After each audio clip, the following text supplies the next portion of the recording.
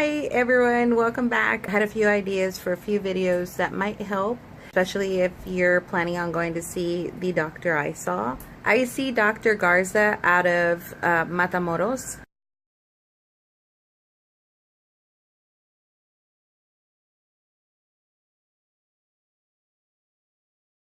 Well, I've seen him in the past. I'm not seeing him right now. As you guys know, if you haven't seen my previous videos, I'm kind of in between in vitros right now. Probably the end of the year.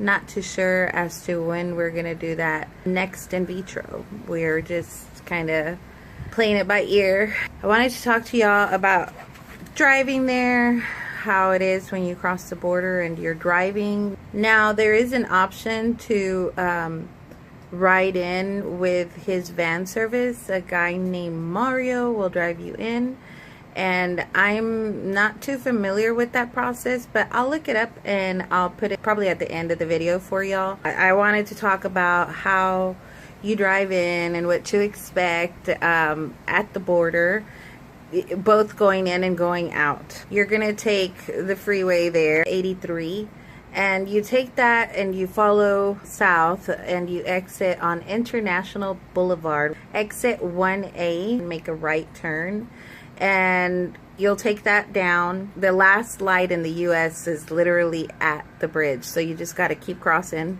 And let me warn you, the speed bumps are horrible, so just go slow on those. I think if you've watched any of my videos, I've complained about the speed bumps. There is a $3.50 fee to go into Matamoros, and that is to be paid at the toll. That's where you cross over the Rio Grande, and then you'll get to the other end.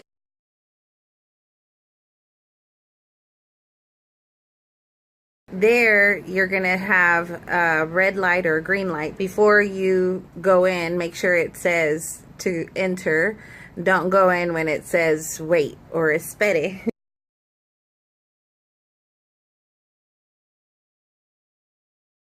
You'll stop at the very end and you'll see that you're getting either a red or a green light. Whenever you get the green light, you're able to just cross in. They might still flag you down because there is like literally guards standing there, border patrol kind of watching. If they don't stop you, just keep going. If they do stop you, if you get a red light, they're basically going to say open your trunk. They're just making sure that you're not bringing in any merchandise that you're going to sell or anything like that, because apparently that's a problem. They're going to ask you where you're from, what your business is there, etc. And then they're just going to send you on your way. Hopefully everything's fine. I will say I had an experience recently where my plates were expired. I'd been in a car wreck and my car had gone to the shop. When it went in, I remembered, hey, I need my plates. They're going to be expired here soon. But then it was in the shop most of the month. And when I got it back, I was just in a hurry to get in it. I missed my car. I just was good to go. But no, I wasn't. I ended up going into Mexico on I want to say it was like the 1st or 2nd of the month of May. And my plates had expired at the end of April. So what they tell you is we have the right to seize your car, apparently, which is new to me. So I'm like, I need to warn my people.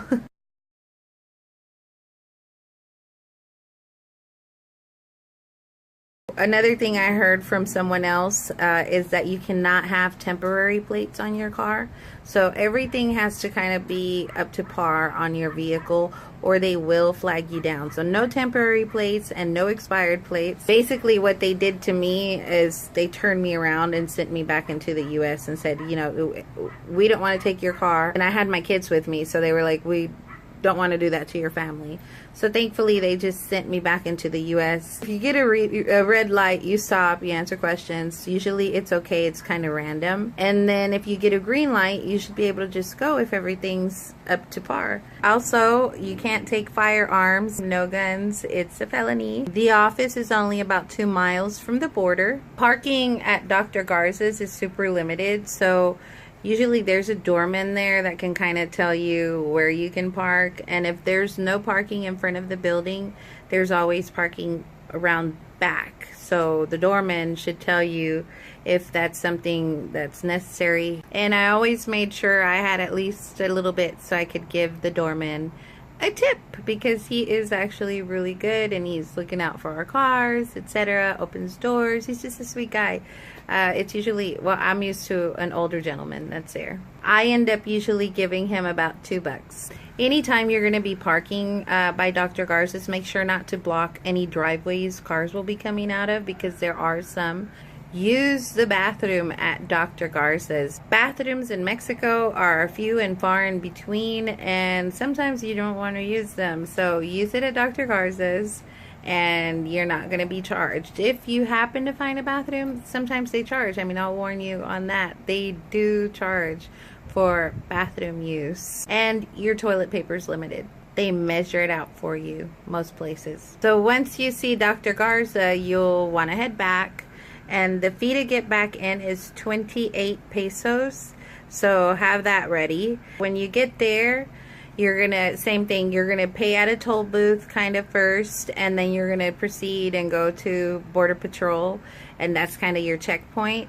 And there you're gonna present to them your, what I have, all I have every time I go is my birth certificate, my driver's license, and anybody that's with me, unless it's my child, then I just have to have his birth certificate. Answer any questions. If you're wearing sunglasses, remove them.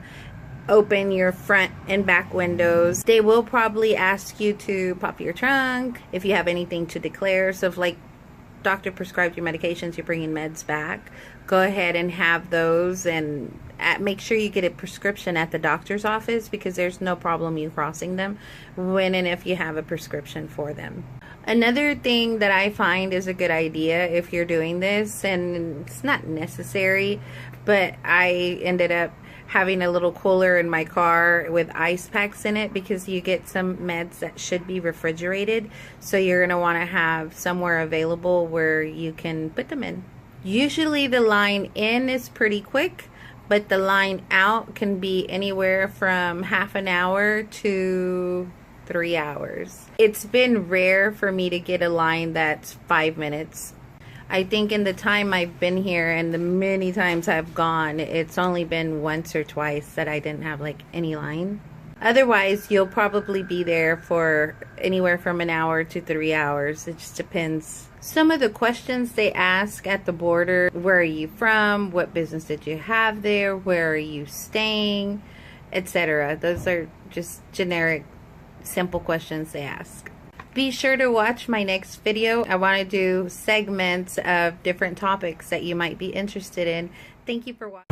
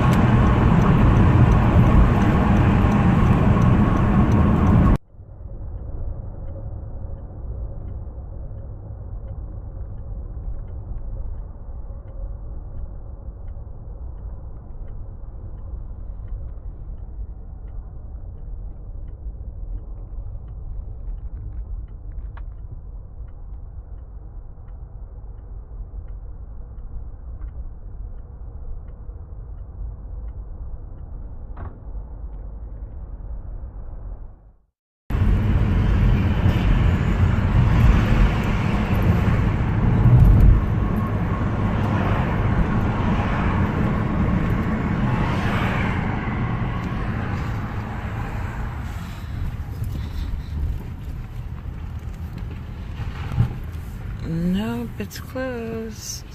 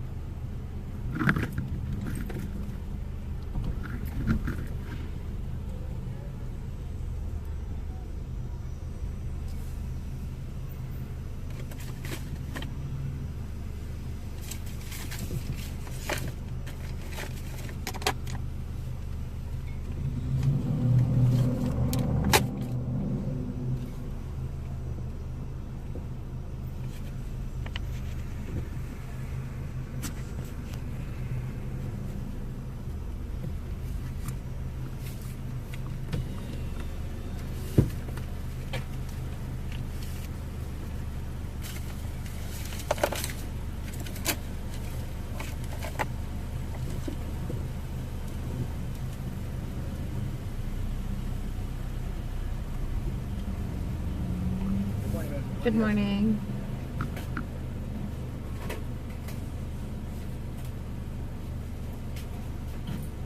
There you go. Ooh, yes. Thank you. Yes, ma'am. Have a good day. You too.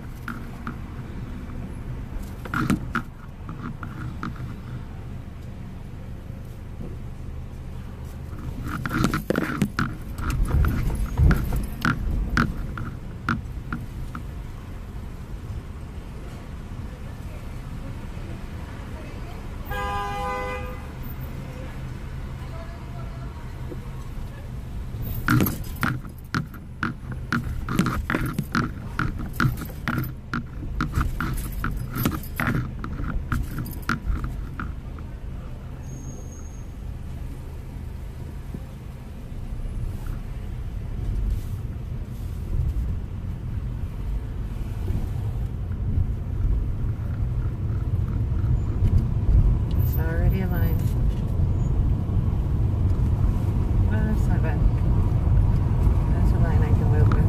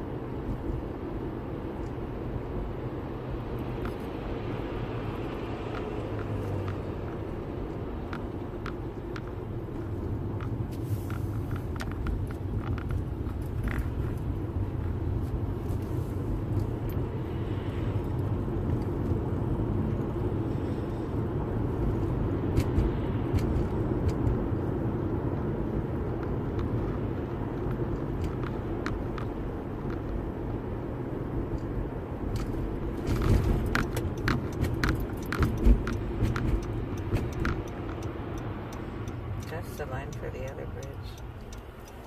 The other one's better. Oh, come on, people.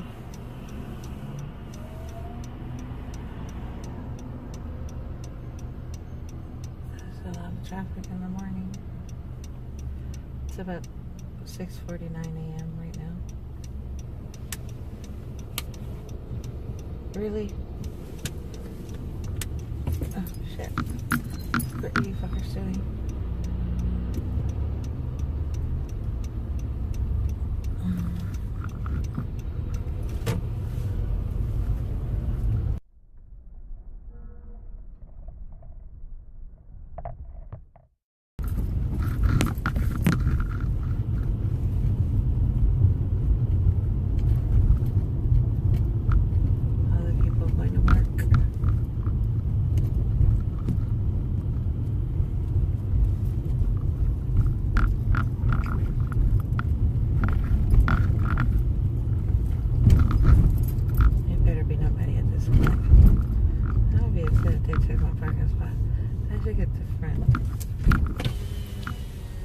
¿Se puede allí? ¿Me puedo estacionar allí? ¿Me hago para un lado para que quepan dos? Centro. Como reina. Para madrugar, oiga.